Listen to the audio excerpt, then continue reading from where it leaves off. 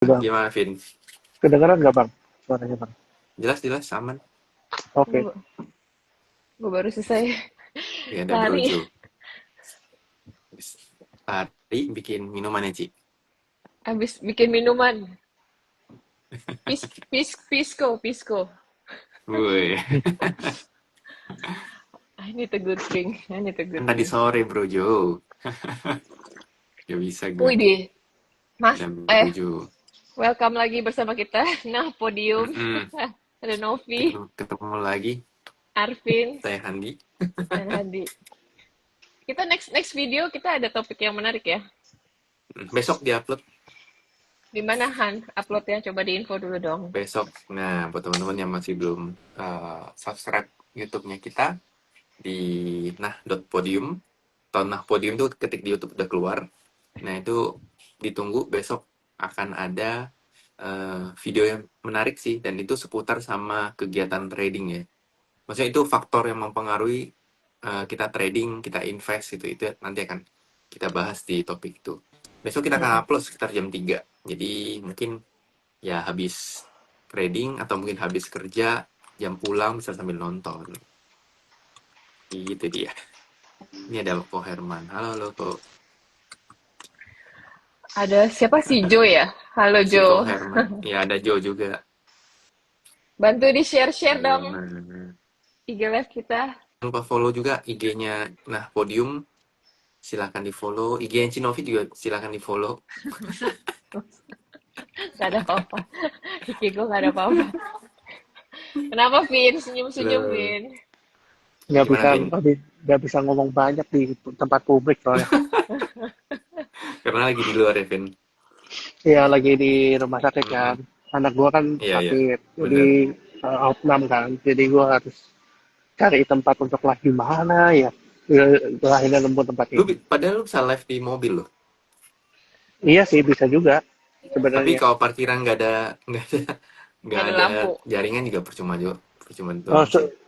soalnya kalau di parkiran Gak ada lampu. rumah sakit punya parkiran itu penuh gitu. Jadi Ya kadang ya. kalau gua nyalain lampu kan nggak enak kan, orang nungguin gua kan.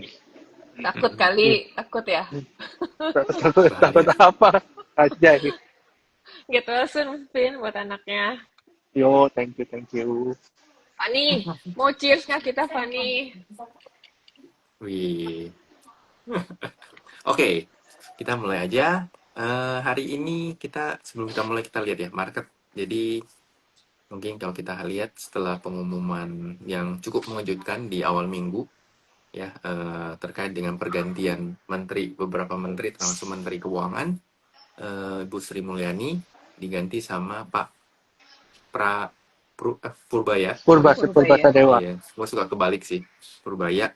Dan menuai respon yang di awalnya cukup negatif ya, karena begitu diumumin menteri dan ternyata Menteri Sri Mulyani dicabut, itu market tiba-tiba rontok Ya, dan hampir 2 hari ISG terkoreksi. Nah, tapi 2 hari terakhir per Rabu dan juga hari ini mulai sedikit ada kenaikan, terutama gue melihatnya respon adalah ketika Purbaya, masih kebalik-balik sih, Pak Purbaya ini melakukan pidato sama bukan sidang, siapa sih, rapat DPR, dengan ya DPR, DPR ya, terkait RDPR, dengan DPR. terkait dengan program-programnya.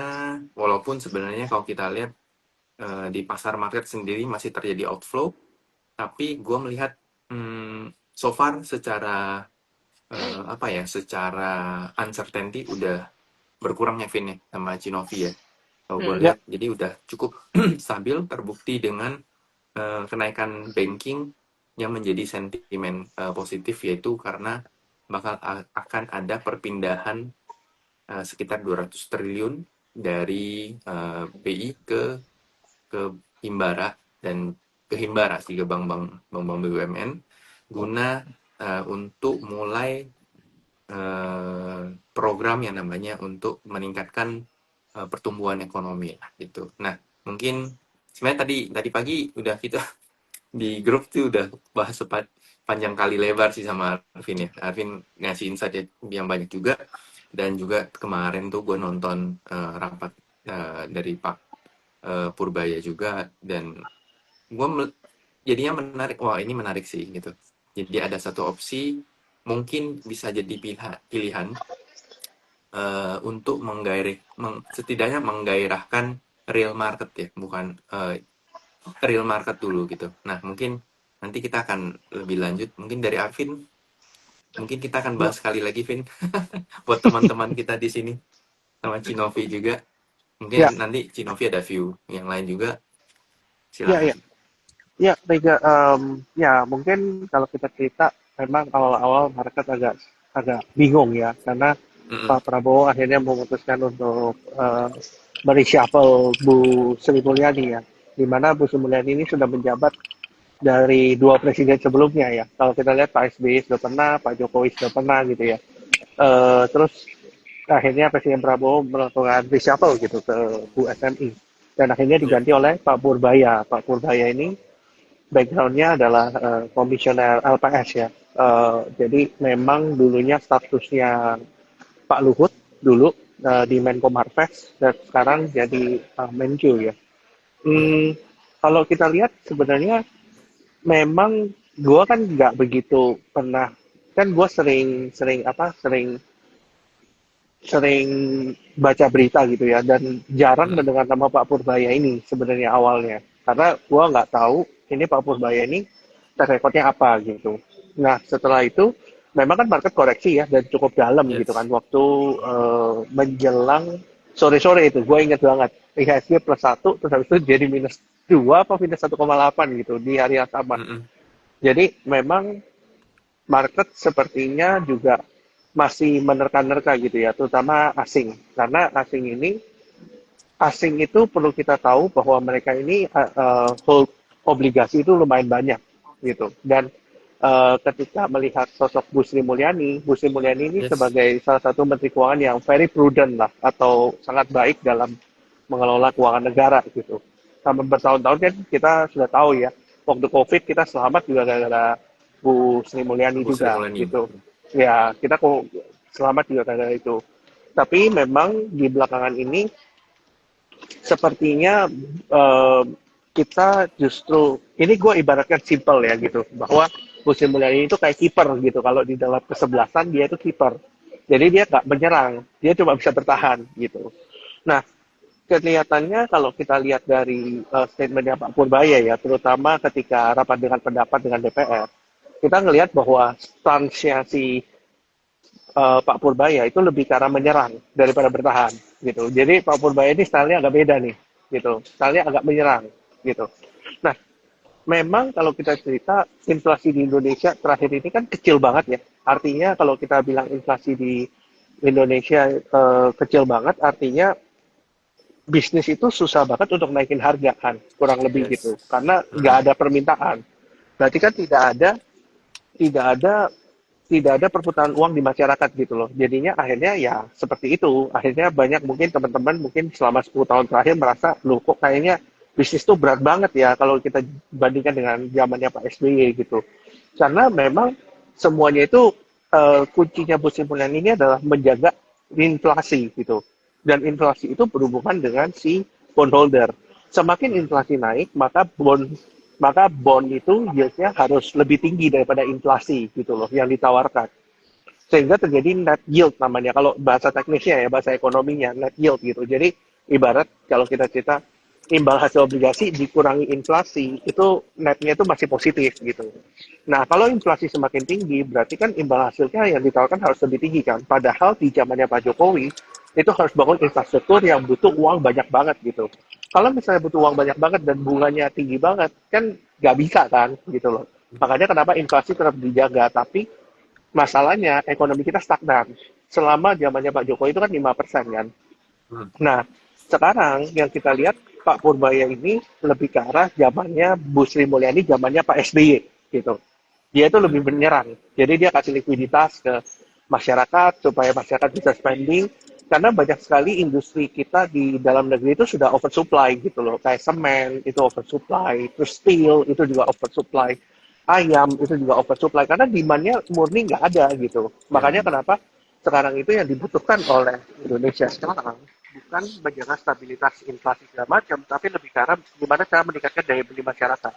Nah, makanya kenapa di hari pertama dia menjabat itu, dia langsung bilang bahwa dia akan menyuntik likuiditas sebesar 200 triliun ke perbankan. Tujuannya adalah perbankan ini kasih kredit dong ke bisnis-bisnis supaya bisnis-bisnis sudah gerak. Karena selama ini perbankan ini satu likuiditasnya seret kan, karena ekonomi memang susah kan. Jadi orang Ya. nggak bisa nabung. Itu yang pertama. Yang kedua, bank itu susah memberikan kredit ke bisnis karena mereka takut gagal bayar. Jadi yang terjadi adalah mereka invest di obligasi, stuck uangnya di obligasi gitu loh. Nah, Ya. makanya kenapa ini berusaha untuk ditingkatkan mengenai konsumsi masyarakat supaya bisa ekonomi bisa berputar gitu. Harapannya seperti itu. Tapi konsekuensinya adalah potensi terjadinya inflasi kan. Potensi terjadi inflasi karena kalau masyarakat spending semua dan spendingnya bagus, ini akan terjadi another inflation lah gitu. Tapi Yes. mudah-mudahan ini akan menjadi inflasi yang baik, inflasi yang datang dari permintaan. Kita sebenarnya tidak ada masalah dengan inflasi, tapi kalau misalnya daya belinya memang ada kan. Jadi harga naik bukan karena harga input cost-nya yang mahal, tapi karena permintaannya yang bertambah gitu. Jadi ekonomi tetap muter. Gitu sih kalau gue lihat stance-nya. Oh, oke, menarik, menarik, Oke menarik. lah, Han. Ya. Kita tutup sampai di sini aja. Semua sudah Oke guys, jadi dijelaskan, ini dirangkum adalah sama inti, Arvin. Sudah komplit. Kita udah ini adalah inti kita dari bubar live aja kita lah. hari ini. Jadi kita Ya, udahan. demikianlah guys. Intinya semua sudah dirangkum oleh saudara Arvin. Ya, Halo tapi gini ya, Daniel. maksudnya terlepas ya, Indah Bro Daniel. Tapi terlepas ya, bukan berarti nggak ada masalah ya, Vin ya. Ya, Ya, masalah bukan. itu hal selanjutnya gitu. Apa? Hal yang lain lah. Tapi Ya, masalah setidaknya, mm-mm, gini, masalahnya ada satu sih yang perlu kita highlight ya. Kita harus tahu memang sekarang ini daya beli lagi lemah. Itu yang pertama. Hmm. Yang kedua, kita harus tahu kredit 200 triliun yang ditaruh di perbankan ini, dia tuh mau taruh di industri mana aja gitu. Ini yang kita harus tahu juga dan monitor gitu. Gimana cara dia Hmm. mantau segala macam ini kita harus tahu gitu. Karena mm-mm, banyak banget kan Indo ini selalu idenya bagus tapi implementasinya berantakan. eksekusinya Itu beda. yang sering Ya, terjadi. betul. Itu yang sering Mm-mm, terjadi kan. Makanya kenapa benar. kita harus ngelihat itu gitu kan. Dan ini tuh harus berjalan beriringan Han. Gak bisa cuma dari Kemenkyu aja, tapi dari Kementerian Perdagangan segala macam ini juga harus bantu gitu loh. Makanya Iya. kenapa itu jadi multi kementerian harusnya pekerjaannya gitu. Jadi supaya ekonomi itu bisa putar, itu nggak bisa cuma Menkyu yang kerja, tapi Mendak segala macam itu harus ikut ikut Mm-mm, berpartisipasi gitu. Gitu sih. Oke, kita menarik. mau mencalonkan Arvin buat jadi wakil Menkyu nih. Sementara dia jadi Wamenkyu dia. Jadi Wamenkyu lah, IHSG bener-bener ke 36.000 gue rasa. Berarti ini gue melihatnya lebih ke ini ya, Vin, lebih ke pro market ya sebenarnya ya. Iya, Gue iya. lihat Gue kayaknya sih, ini positif Handi, buat market. Ya, Cik, gue gimana Cik kalau nge-highlight dia, dua Cik? hal ya. Kalau dilihat dari apa historicalnya si Purbaya ini, Menteri Keuangan yang baru kita tuh, dia tuh kan dulu Chief Economist sama dirutnya Dana Reksa ya, pernah Hmm, jadi. Ya. Jadi dari jadi reksa. dia maksudnya dia orang lama di market yang which is harusnya buat kita para pelaku pasar modal gitu IHSG punya Menkyu berarti dia mengerti pentingnya market kan ya. Kenapa maksud gue kebijakan yang pertamanya dia itu tuh berhubungan karena dia tahu sekarang kondisi market yang sekarang itu yang paling dibutuhkan itu likuiditas ya. Yes, Likuiditas betul. karena kan ekonomi sektorialnya lagi susah. Hmm. Kalau kalian, gue sih sendiri perhatiin ya gitu. Salah satu ciri-cirinya tuh kalau teman-teman di sekeliling kita yang tadinya tuh nggak nggak into pasar saham, tiba-tiba mereka mau into pasar saham, mulai nanya tentang, Hmm. Nov gimana sih caranya main Hmm. saham gitu, gimana cara, terus udah gitu maksudnya dia berusaha mau putar duit kan situ karena cari duit di sektor real tuh lumayan lagi berat Lagi gitu kan susah ya, sih. lagi susah. Jadi bahwa ketika mereka mau cari uang di pasar saham dan ketika ada likuiditas dan ketika mereka dapat duit, mereka bisa putar lagi di sektor real gitu kan. Nah, kedua Hmm.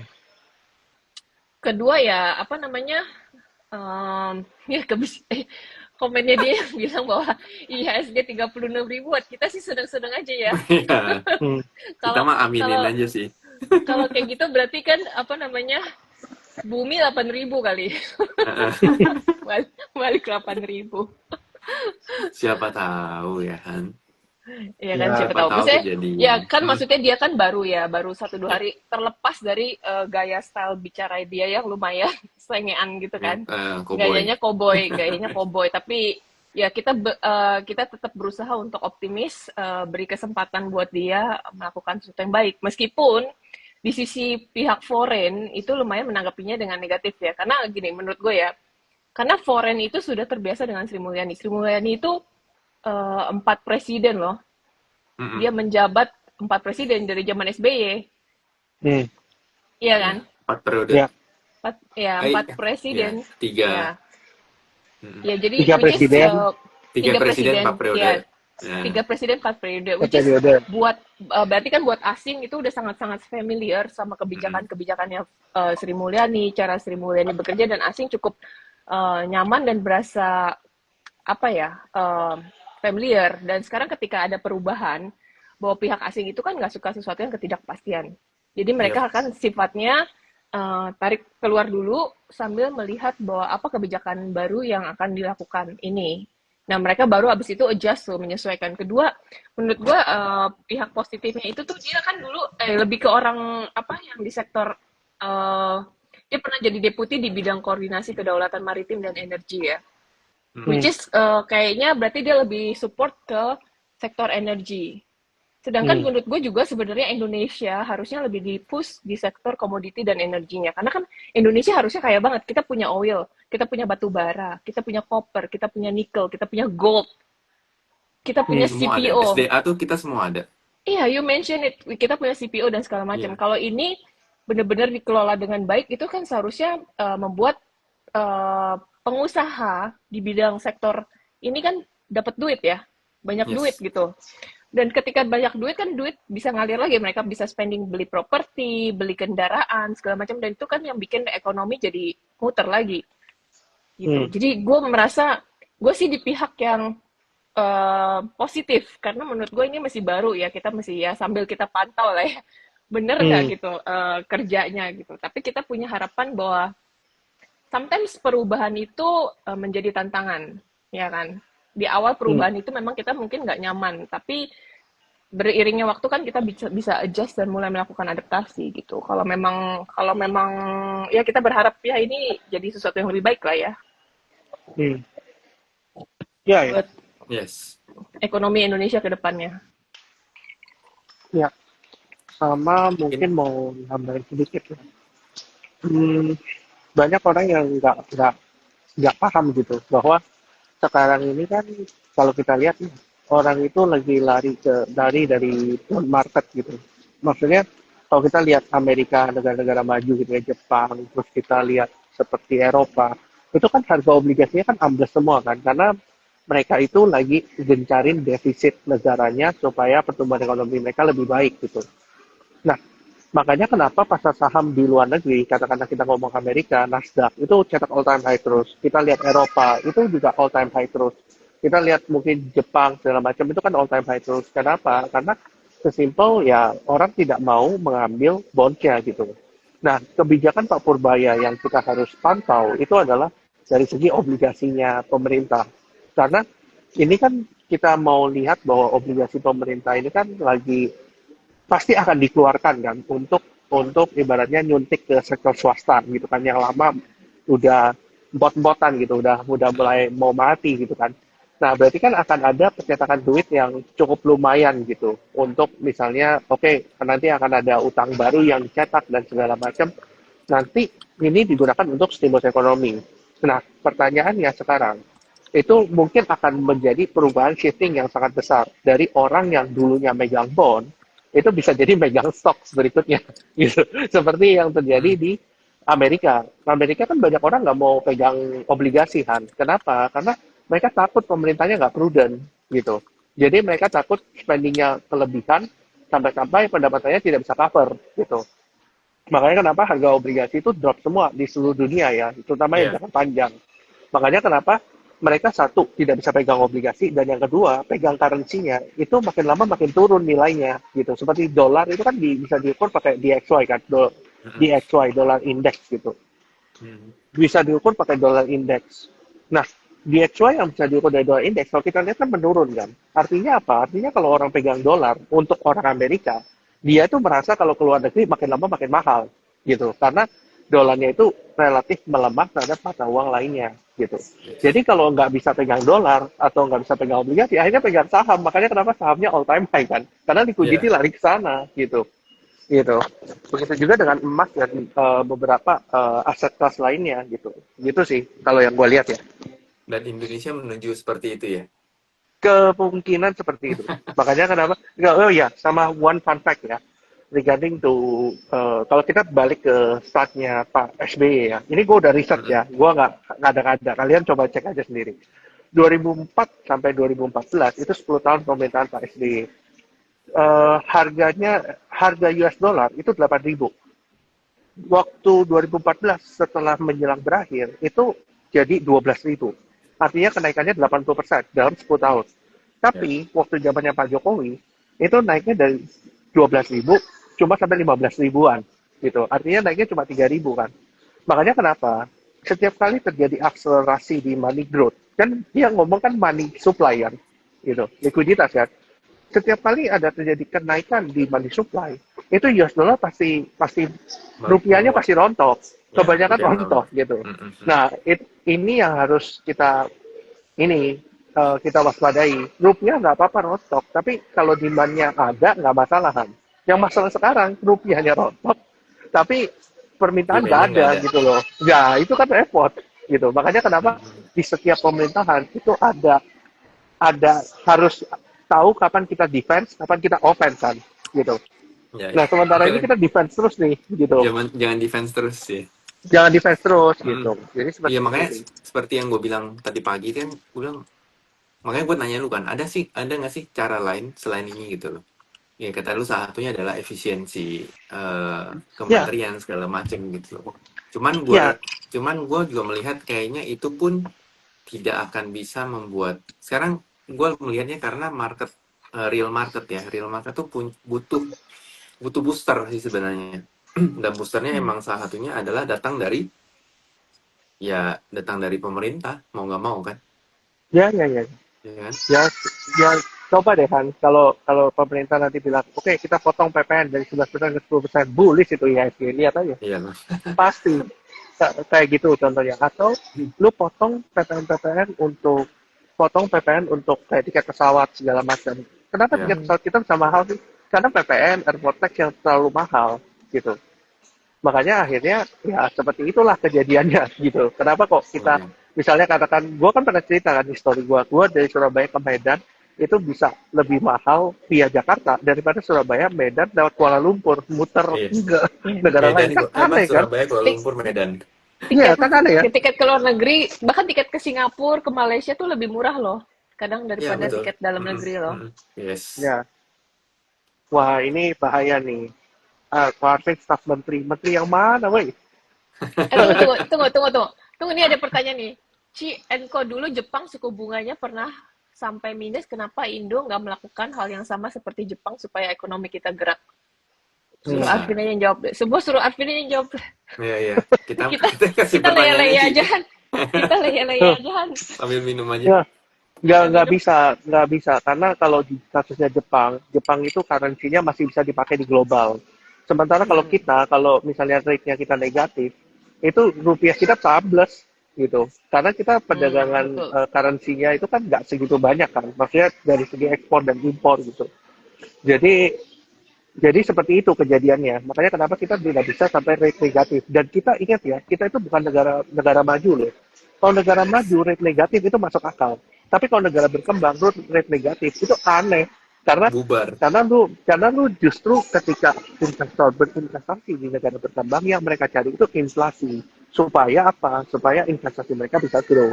Sementara di kasusnya kita itu kena apa ya? Kita itu ibaratnya kena press dari banyak sisi karena Amerikanya juga ibaratnya GDP growth-nya kan bagus kan. Ibarat gue Mm-mm. orang Amerika nih, gue mau invest di negara berkembang misalnya. kayak Indonesia contohnya. Ya, gue kan harus cari, misalnya gue invest di Indonesia, gue harus dapat return lebih baik dong daripada gue invest di Amerika. Iya dong, gitu. Hmm. Karena Indonesia punya currency risk, political risk, dan macam-macam yang gue nggak bisa handle, gitu. Makanya kenapa akhirnya kalau GDP growth Amerika itu semakin gede, kita itu pasti cenderung outflow keluar, gitu. Karena sesimpel ya udah ngapain gue harus invest di Indonesia, gue invest aja di Amerika gitu kan. Gitu sih. Oke, menarik. Iya. Mantap. Ya, moga-moga moga-moga ini tuh ya tapi benar sih maksudnya nggak bisa Indonesia tuh nggak bisa ya masih negara berkembang lah. Jadi Iya. udah kalau misalkan kok nggak bisa ngelakuin kayak Jepang ya nggak. Sesimpel orang apa yang beli bondsnya Jepang tuh udah banyak banget apalagi Amerika kan Hmm, apalagi sangat Amerika. banyak gitu. Iya. Jadi Betul. sayang kita nggak sebanyak itu gitu. Hmm. Iya, berarti pengucuran dana ini sebenarnya positif lah ya. So far masih positif ya. Ya, Pem- eh, tahun secara jangka pendeknya positif, ya, tapi kita harus lihat asal, nih, asal implementasinya benar. nah, betul, Ya. setuju. Asal implementasinya bener, udah Implementasinya nggak ada yang ya, nakal-nakal lagi, yang aneh-aneh lagi sih. iya, iya, Menurutku yang perlu diawasi juga itunya sih, ya, karena implementasinya. karena sekarang gini loh, kalau kita cerita ya, kan 200 tem kan, kalau kita cerita ya. Teman-teman perhatiin nggak sih kalau saham perbankan kita itu kan ada 4 ya, satu swasta, 3 BUMN ya, yang besar ya, kita cerita yang besar. Lihat deh, yang naiknya paling kencang siapa? BRI sama BNI kan, dua ini kan. Ya. Kenapa? Dua ini Karena nggak udah ada lewat asingnya. fase outflow-nya. Pas outflow-nya udah lewat, gitu. Udah BRI lewat sama ya, betul. BNI itu asingnya kecil, karena dia BNI dan Mandiri itu punya segmen yang sama. Ya ngapain gue invest di BNI, gue bikin invest di Mandiri kan. Makanya kenapa asing banyak di Hmm. Mandiri. BRI itu sudah mengalami outflow sebelum-sebelumnya dari beberapa tahun yang lalu gitu karena masalah judol lah segala macam gitu asing Hmm. udah keluar Ya, semua ya. gitu. Lalu mengenai BCA ini swasta kan banyak diminati kan kalau sama asing gitu. Makanya kenapa ketika banking itu naik atau turun, pasti BCA sama Mandiri itu turunnya lebih dalam. Kalau kita compare to BNI dan BRI gitu belakangan ini ya. Karena Ya, betul. sesimpel ya asing masih banyak di situ dan kebijakan stansnya Pak Purbaya itu kebijakan yang Tidak tidak pro pro asing. asing, tidak pro Ya, asing, tapi pro ekonomi gitu. Jadi ya, kayak gitu sih. ya, Nah, ya, ya. sekarang kan asing butuh bukti ya. Asing itu butuh bukti bahwa oke, kebijakan Pak Purbaya ini kebijakan yang baik gitu. Ya, kalau nggak ada buktinya kan nggak bisa gitu. Gitu sih kurang Ya, lebih. ya, ya, ya. Oke. Dan itu pasti akan kalau misalnya program ini jalan tuh pasti akan memicu inflasi naik lah. Tapi balik lagi ya guys, inflasi naik tuh nggak selalu jelek gitu loh. Oh ya, Banyak faktor. Ya. again, Justru mungkin yang gua tambahin ya dikit lu ya. ya. Gue tambahin dikit. Inflasi itu ada dua macam, Ya. cost push sama demand pull gitu. Nah, kalau cost push tuh kayak 2022 yang mana supply komoditi itu kan Dekat. terhambat kan karena perang dan segala macam kan. Itu jadi cost-nya bertambah gitu karena supply-nya terbatas. Kalau demand pull itu adalah inflasi yang datang karena permintaannya yang banyak. Berarti kan si produsen kan bisa naikin harga terus kan. Inflasi itu tidak ada masalah selama ada permintaannya. Kalau inflasi nggak ada permintaan itu yang repot. Yang terjadi sekarang itu seperti itu. Gitu. Betul. Ini Dan kan ada yang nanya demand nih. pull juga artinya market apa? Demand pull itu juga artinya uang beredar di market tuh, beredar di pasar itu bagus gitu loh. Ya, Hmm. betul. Itu kan ada yang Betul. nanya tuh ciri-cirinya Ya. apa inflasi sama deflasi. Kalau inflasi itu biasanya adanya kenaikan permintaan, terus biaya produksi yang meningkat. Ketika biaya Hmm. produksi meningkat, biaya living cost biasa meningkat tuh. Biaya pangan makin mahal. Listrik, bensin, BBM itu harganya Udah makin naik. makin naik juga. Terus Ya. core inflation juga naik ya. Itu beberapa ciri-ciri inflasi lah. Kalau Ya. kalau deflasi ya sebaliknya, permintaannya turun drastis, Ya. ya kan? Terus supply berlebihan, ada supply yang berlebihan. Terus biaya energi, input, regulasi, ada subsidi. Nah, itu biaya deflasi. Hmm. Yes. Jadi pada situasi apa kok kita perlu menahan inflasi? Pada situasi di mana ekonomi sudah terlalu panas dan Ya, akhirnya harga naik lebih cepat daripada permintaannya. Karena suatu saat ya. kan pasti harga itu akan lebih lebih naik lebih cepat daripada permintaannya kan. Di situ waktunya Mm-mm. kita menahan Ya, gitu. dan sekarang mesinnya lagi dingin banget. Mesinnya lagi dingin banget karena Dingin Iya. banget. sekarang ini kan yang banyak digaungkan pemerintah adalah itu lebih banyak mengenai oke inflasi kita terjaga gitu kan di katakanlah di bawah 3% plus minus satu gitu. Padahal kalau kita Hmm, lihat inflasi rendah itu belum tentu berakhir baik karena ya, seperti di China pun China kan mengalami deflasi gitu. Ibaratnya gini, kalau kita beli barang terus besok harganya lebih murah, kita akan menunda pembelian kita kan. Mending besok-besok aja, gitu kan. Akhirnya Mm-mm. jadilah deflasi spiral yang seperti yang terjadi di China sekarang, gitu. Karena industrinya oversupply kan, gitu. Jadi Ya, seperti itu sih, kalau gue lihatnya. gitu dia. itu dia. Oke, sekarang mau ada yang mau minta dibahas IPO emas. Ntar Hmm. aja Pak, next Next. episode kita bahas IPO emas Ya, secara ya. mendetail Kita ya. akan bahas di YouTube dah. Ya, kita Kita bahas di YouTube. akan bahas itu di YouTube. Kita pelajarin Hmm. dulu lah biar nggak asbun ya. Hmm. Ya, Kalau secara ya garis besar sih, ya nanti kita kulik-kulik lagi lebih dalam. hmm. Oke, dampak Bank Indonesia mau cetak uang gimana? Itu nggak cetak uang sih. Itu nggak cetak uang. Kan dia bilang Ya, kan, sekarang maksudnya pajak yang ada itu mengendap di Bank Indonesia. Which is Hmm. omongan dia ada benernya juga gitu. Daripada mengendap kan mendingan diputerin. Ya, Iya makanya kan? makanya kenapa itu sih. Makanya kenapa stance-nya adalah Bu Sri Mulyani ini Hmm. menjaga inflasi. Kenapa? Karena Hmm. asing itu investnya di bond gitu. Kalau di kalau bonds. inflasinya naik, lari mereka dari bond market gitu loh. Nah, makanya Ya, kenapa Bu Sri Mulyani itu tidak lebih banyak defense. Makanya kan gue bilang kan, Bu Sri Mulyani itu ibarat kiper. Kita selamat kalau misalnya ekonomi global kenapa-napa gitu. Tapi ya Hmm. kita nggak bisa tumbuh lebih gede aja gitu. Nah, sementara Hmm. kalau Pak Purbaya ini stand-nya beda.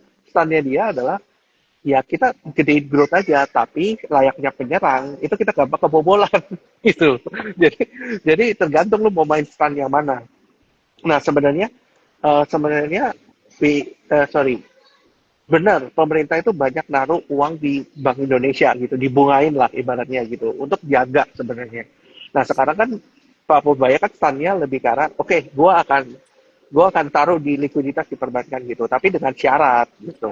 Itu bedanya supaya ya, ekonomi bisa gerak gitu sih. ya betul. Ibarat kalian tadinya nabung, sekarang kalian udah keluarin buat nge-invest. Gitu. Istilah mungkin bisa disebut invest kali ya. Ya, ya, ya, ya. Ibaratnya Ya, sekarang, karena ibaratnya sekarang itu masuk ke reksadana nih, misalnya karena ah, kondisi nggak stabil segala macam kan, iya, takut iya. kondisi nggak stabil. Nah, Mm-mm. tapi di satu sisi lu nggak ciptain lapangan kerjaan kan. Ibaratnya Ya, karena lu banyak ngendep di obligasi, lu kan nggak putar ke sektor produktif kan, nggak bisa hire tenaga kerja segala macam. Nah, sekarang itu stand-nya mereka berbeda. Stand-nya mereka adalah, oke, gue keluarin, gue bikin usaha deh gitu, supaya banyak mhm, lapangan kerja yes. segala macam Ya, gitu. ya, Gitulah ya. kurang lebih stand-nya. Simpelnya kayak gitu, guys. Simpelnya gitu, tapi ya it's getting more complex kalau kita lebih detail, tapi simpelnya begitu. Ya, Hmm. ya, ya. Dan ini ini ya, US inflation tuh udah keluar hari ini. Core Ya, inflation tetap 0,3. Month to month-nya, year on year-nya juga 3,1, tetap inflation rate-nya 0,4 ya. hmm. Eh, itu month to month, year on year-nya 2,9. Jadi ada intinya nggak naik. Inflasi intinya nggak naik. Itu yang tadi lu bilang ya, Vin. Yang penting kuncinya inflasi intinya nggak naik ya. Iya ya, kuncinya inflasi intinya nggak naik ataupun turunnya nggak drastis. Karena kalau Hmm. turunnya Nah, drastis berarti ada terjadi pelemahan ekonomi kan, yang kita nggak ya, ya. realize gitu. Tapi perlu kita Hmm. ingat ya, Trump kan yang mensurvei ini adalah Badan Pusat Statistiknya Amerika ya, dan Badan Pusat Statistiknya Amerika kemarin sempat kasih data jelek dan akhirnya dipecat oleh Trump gitu kan. Ya, ya Anda tahu sendiri lah ya. Yes, betul. Ya, gitu. Oke. Jadi kalau begini udah ada kemungkinan akan break. akan cut rate, Vin. Ini kalau kita ngomong US ya, guys. Ya, US pasti cut rate sih di September Cut ini. pasti cut rate sih Pasti udah. pasti pasti cut rate 25 basis point di September ini, dan mudah-mudahan gini, cut rate itu tidak selalu berujung baik ya. Kalau kita lihat dari cut rate sebelumnya, mungkin teman-teman boleh cek historical datanya. Cut rate itu biasanya diiringi dengan koreksi. Kenapa? Karena biasanya cut rate-nya telat gitu. Iya. Tapi di kali ini cut rate-nya penahanan suku bunga oleh The Fed itu dibantu oleh QE secara inilah. Jadi dia tetap melakukan QE gitu. Kalau dulu itu benar-benar tightening habis-habisan kan, sampai telat gitu. Iya. Kalau yang ini agak setengah-setengah nih, ada tightening-nya, ada QE-nya. Makanya kenapa ini agak sedikit berbeda stance-nya gitu. Mudah-mudahan sih tidak ada jadi pelemahan ekonomi yang signifikan gitu, terutama di Amerika sih. Itu sih. Oke. Jadi harusnya udah pasti 25 basis point. Padahal kan sebenarnya tadi kalau nggak salah ada muncul isu 50 50. basis point ya. Ya, betul. Oke. Iya. Tapi Oke. apakah sekarang maksudnya gitu, yang jadi concern apakah itu akan impact-nya, dampaknya sama market Indonesia? Karena gue ngelihatnya secara asing kan udah keluar banyak ya dari Indonesia ya. Ya. Gue nggak ngerasa korelasinya udah sesignifikan seperti dulu gitu ya di market, bahwa ketika US koreksi atau US positif atau kebijakan-kebijakan yang terjadi di US itu mempengaruhi market Indonesia. Itu menurut menurut gue satu. Kedua, ya apa ya? Ya Indonesia saat ini kita balik lagi ke teknikal. September memang kecenderungannya kan koreksi marketnya. Tapi kalau dilihat dari indeks sendiri itu masih bullish. Gue rasa masih bisa bullish sampai akhir tahun. Tahun depan kita ngomong nanti lah ya. Kita ngomong tahun ini dulu. Which is kalau itu masih bullish, tapi gue ngeliat di drive-nya udah nggak di drive lagi sama saham-saham big banks, tapi lebih di drive dengan saham-saham komoditi. Gue ngelihatnya malah lebih arahnya ke sana. Which is yang komoditi itu kan rata-rata dimiliki oleh para konglo. Which is karena duitnya, yang punya duit sekarang ya yang konglo, karena kan asing keluar. Kalau butuh big banks mau naik itu butuh asing. butuh inflow dari asing, biar gimana juga gitu. Kalau lokal mungkin kecenderungannya lebih nahan ya. Jadi ketika big banks turun dalam pasti ada aja yang belanja gitu, fund lokal yang belanja atau apa. Tapi untuk bikin big banks itu naik lagi berarti kan fundamental dulu, karena asing kan pasti ngeliat, tetap biar gimana pun tetap ngeliat fundamental dari negara Indonesianya, ya kan, which is ya sekarang kondisinya lagi susah gitu.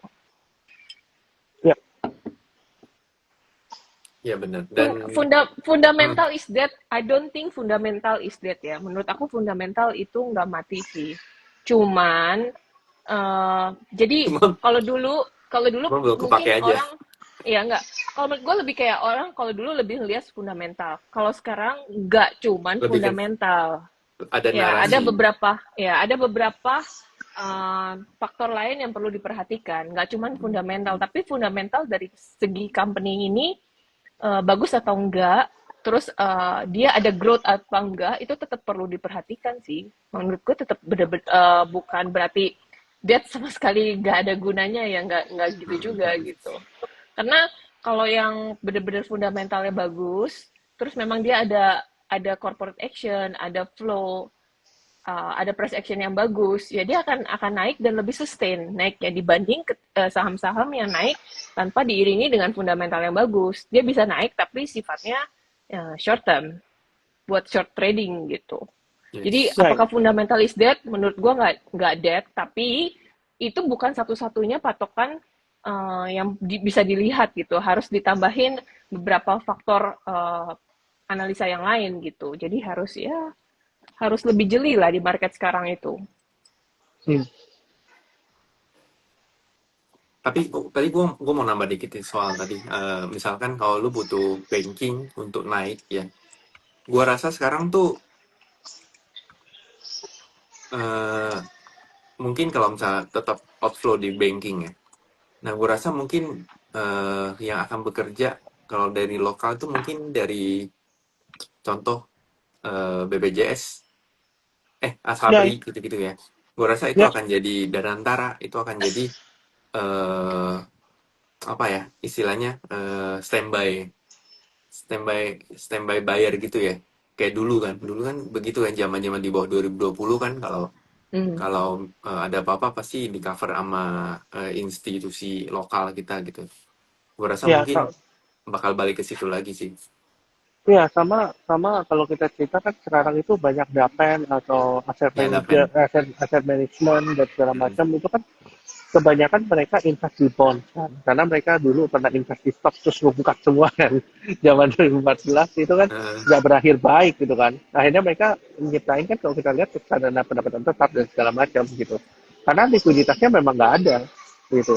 Dari dapen juga sudah berhenti dan segala macam gitu.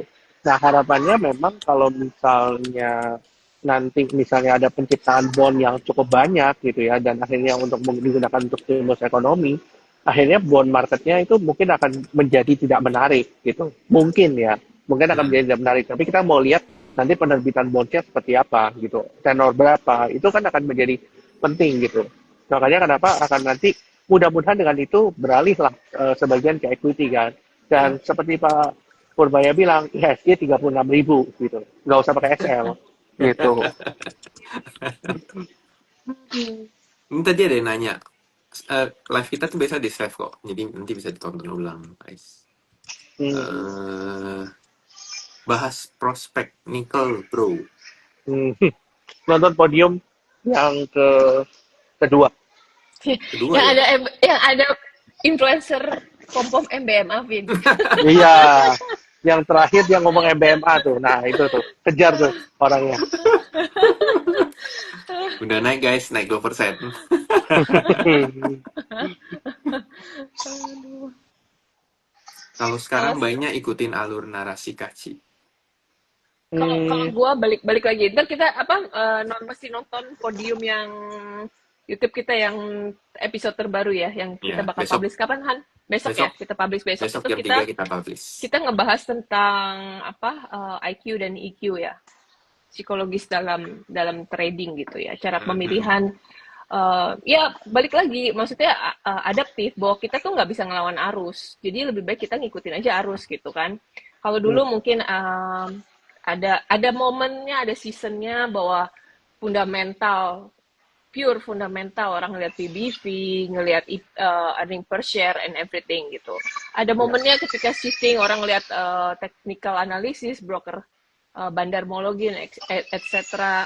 Ada momennya seasonnya tentang backdooran. Ya kita mesti adaptif dan ngikutin aja alurnya, lagi kemana gitu anginnya gitu kan, karena kan kita itu kan mhm. cuman kayak ikan kecil ada di dalam lautan ya, kita Yes. ngelihat kemana arah arusnya, kemana yang ada money flow-nya kemana, ya kita tinggal ngikut aja. Kalau kita ngelawan juga percuma kan. Ya, betul. hmm. Nggak bisa. Kan tren is our best friend. Kita lihat yang trennya bagus, yang lagi ada flow-nya, lagi rame. Kayak kita ibaratnya bisnis juga kan, jualan. Kita jualan produk, ya kita ikutin apa yang demand-nya lagi tinggi. Yang ada demand, ya kita supply di situ. Karena ada permintaan yang tinggi, ada tren di situ, ya kita supply. Kayak sekarang lagi tren pedal. Cuman yang perlu Betul. perlu berhati-hati ketika tren itu mulai bubble. Salah satu caranya kita perhatikan ketika orang-orang di sekeliling kita udah mau melakukan bisnis yang sama. Kayak sekarang bubble-nya tuh pedal kan. Kayak semua orang yang Mhm. gue kenal pun gitu sampai bilang gue mau buka lapangan pedal, gue mau buka lapangan pedal. Everybody, nah itu udah tanda-tandanya bahwa itu udah mulai bubble. Jangan kita Hmm, baru terjun di saat seperti itu. Jadi hmm, perlunya perlunya apa? Kita punya sense yang cukup peka. Jadi kita ikut tren itu di awal tren. Jangan at the end of the trend. Yes, betul. hmm, Jadi sebenarnya trading sama trading sama kita bisnis ya, terutama mungkin sesimpel kita buka toko kelontongan itu sama sih. hmm, Makanya gue dulu tuh pernah bahas sih sama salah satu member kita. Gue bilang, dia bilang kenapa, dia nanya gue, kenapa lu masih bertahan di tahun 2023, which mean itu market sangat jelek kan. Nah hmm, itu dia masih nanya, kenapa lu masih bertahan di saham gitu. Gue bilang, di saham itu ibaratkan gue buka ke bisnis kelontong, toko kelontongan. Orang mau apa, gue ada, palu gada. Dan kita Hmm. bisa lagi ngetren apa, masker ketika COVID. Kita bisa jualan masker. Lagi pedal, kita bisa jualan raket pedal gitu-gitu. Nah, Ya, itu pun berlaku pada seorang trader. Kalau kita emang mau hidup sebagai trader, mau trading, nyari duit dari trading, ya kita mesti begitu caranya gitu loh. Kita lagi apa yang rame, sektor apa yang lagi rame, ya kita tradingnya di situ. ya, Nah, enaknya kita trading ketika kalau kita jualan barangnya udah nggak laku, seasonnya udah lewat, ya kita mau keluarin, istilahnya mau cut loss barang ini kan lebih susah ketimbang misalkan kalau kita trading nih di saham ini, dan saham ini tuh seasonalnya udah lewat, kita mau cut loss ya tinggal cut loss aja, tergantung rela apa enggak aja. hmm. Nah, Ya kan, switchingnya ya, lebih ya, cepat lah, ya, ya, switchingnya ya, ya. lebih cepat. Makanya kenapa kalau kita cerita ya, banyak orang yang di market itu on off gitu. Dalam arti mereka itu oke, sekarang itu marketnya lagi jelek, mereka keluar sama sekali dari market gitu. Ya, Padahal setiap season itu pasti ada sahamnya dan pasti ada alasannya kenapa saham itu naik gitu. ya, betul. Dan ini kan kalau kita cerita ya nanti kalian nonton lah ya podium yang kedua. Itu gue cerita banyak tuh mengenai kenapa kok tahun ini menjadi tahunnya nikel lah, terus tahunnya Iya, tech lah, itu. Kenapa? Karena gue sudah melewati siklus yang 2021, gitu. Dan cycle-nya mirip dengan kejadiannya seperti sekarang, gitu. Makanya iya, itu yang menjadi dasar kita, kenapa kok kita milihnya sektor itu, gitu. Karena kalau gue mungkin stylenya beda-beda ya antara gue, Cinoki sama Sandi mungkin beda. Tapi intinya kalau gue itu ngelihat dari gambaran besarnya ini kira-kira ekonomi mau kemana dan akhirnya narasinya masuk kemana gitu. Jadi gue udah tahu nih, oh ini akan masuk ke pertambangan nikel lah, renewable energy dan segala macam gitu. Kenapa? Karena sesimpel mereka itu butuh hilirisasi, mereka butuh dana untuk capex dan segala macam gitu. Kan nggak mungkin ekspansi ketika suku bunga lagi tinggi. Makanya kenapa? yes. Ketika suku bunga turun, nah itu baru menjadi sesuatu yang bagus buat industri-industri ini. Makanya kenapa nikel kan nggak jalan di 2022. Tech Iya, nggak jalan di 2022. Karena ya seperti itu, narasinya yang dipikirkan oleh big fund atau big player itu seperti itu gitu. Dan kita perlu memahami itu supaya kita menembak di sektor yang benar gitu. Itu sih. betul, betul, Ya, betul. betul, betul. Ini kan ada yang nanya nih, dengan 200T, apakah besok bank akan lanjut naik? Kalau menurut gue dari bank semua kayak BBCA lumayan masih besar ya buangan asingnya. Kalau menurut gue justru Sama BBRI, BNI. BRI BNI. sama BNI itu lebih udah menarik lah. Ya, Lebih udah menarik sih. Cuman maksudnya tergantung balik lagi. Ekspektasinya apa? Kalau buat disimpan, dicicil pelan-pelan gitu sampai akhir tahun, karena kan ada sentimen dividen, ada window dressing, gue rasa mungkin sampai akhir tahun ya masih bisa lah ada kenaikan di big banks ya. Karena kan kalau IHSG mau naik juga ya tetap aja lah. ya, Biasanya big banks butuh naik. Tapi kalau ekspektasinya agak lebih apa ya ngarep big banks naik kenceng gitu kayaknya belum lah, Agak susah belum, ya. agak susah gitu. Terus sama ini lagi yang menarik ya, banyak yang nanyain CBRE ya.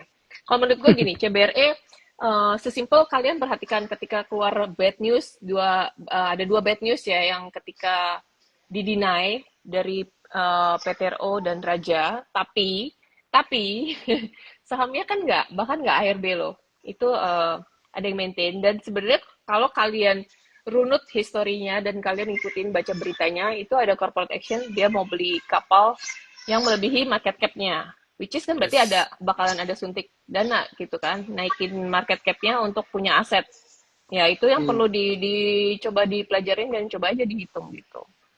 ya sama Jadi sama sama analisa itu nggak cuma oke lihat keuangannya dan segala macam. Gua ya, aja ya. gua aja menganalisa perusahaan, baca prospektus awalnya, ini perubahannya shareholdernya seperti apa, ini kayak gitu-gitu supaya gue punya conviction gitu dalam megang sebuah saham gitu. Dan Iya. itu kan Kalau gue dan telepon itu kan Arvin. Ya. Nah, kita tinggal contek dong, Ci. Dia telepon Arvin. Vin, lu coba tolong dibacain ini, Vin. anjay emang anjay. Oke. Kan kita saling mengisi, Vin. Yo, Ya kan? boleh Gue lah, gue boleh lah. gue kumpulin informasinya. Gue tanya lu coba lu pelajari. Terus tanya Handi teknikalnya. We make Gue it tinggal break beli doang them. sih sebenarnya. Eh, Oke, kita paling jawabin satu pertanyaan lagi kali ya boleh. untuk mengakhiri ini ya. Kalau sektor properti dilihat dari narasi gimana kok? Properti ya. Jadi kalau properti ini sebenarnya kan terjadi red tag ya, dan memang itu sebenarnya katalis positif buat properti ya. Tapi balik lagi, kalau kita cerita orang sekarang, apakah mereka dengan kondisi saat ini, dengan kondisi di mana daya beli lagi lemah, apakah mereka mau beli properti? Ya, I don't think so, gitu. Hmm. Tapi kalau secara narasi kan, again ya, market itu move by expectation kan, bukan by fundamental, gitu. Ya. Kadang fundamental sama expectationnya tidak match gitu. Contohnya waktu tahun 2021, 2022, 2023 itu teman-teman cek deh, laporan keuangannya properti itu pada bagus semua. Tapi masalahnya narasinya lagi suku bunga naik sama suku bunga tinggi. Jadi Ya. dia nggak naik gitu. Nah sekarang baru naik karena suku bunganya rendah kan. Meskipun kalau kita lihat ya daya beli masih lemah dan segala macam gitu. Nah again ya kalau kita cerita mengenai daya beli, berarti kita pilih perusahaan-perusahaan properti yang targetnya segmen mid high gitu karena mereka yang punya uang kan gitu. Jadi kalau gue pribadi, gue milih-milih tuh properti mana yang kira-kira lebih oke lah untuk kita pegang gitu. Jadi segmennya mid high itu lebih menarik daripada segmen mid low gitu. Tapi apakah misalnya segmen mid low itu pasti mati? Jawabannya juga enggak karena again ya valuasi saham yang mid high naik, pasti yang mid low juga akan ikutan kan? Karena sesimpel orang lihat yang mid high, udah naik nih, pasti yang mid Ya. low juga akan mengikuti gitu. Jadi Oke. seperti itu gitu. Makanya kenapa narasinya mengenai saham properti ini very mixed gitu. Buat gua pribadi itu very mixed. Makanya gua pribadi nggak begitu nggak begitu into properti saat ini. Gitu sih. Oke. Ici mau nambah Ci? Tuh, enggak, aku cuma pengen bilang, Anya bilang Koko Arvin keren. Iya, saya juga ngefans sama Koko Arvin. Wah emang keren. Anjay, Toba. Kalian masih mikir it's finished? Kalau buat gue belum. it's not. Belum. It's not. Ya, It, just menurut, Sabar aja halfway. ya. Halfway. Gue sih nah, suka ya, Toba ya. Gue suka Toba. Yes. Tapi gue Kita suka gue tobat. tetap paling cinta Pak Haji lah. Nah, Jarang. mancing-mancing lagi. nanti Jangan luar. datang bingung. Iya, Jangan. nanti dapat tawaran bingung. Aku takut. Jangan. Aku takut. Oke guys, so ini udah Oke, setengah guys. 9. Nggak berasa ya hari ini obrolannya cepet banget. So kita sebelum kita akhiri, jangan lupa teman-teman untuk follow Instagramnya Nah Podium. Silakan. Mau follow Cinovi juga boleh.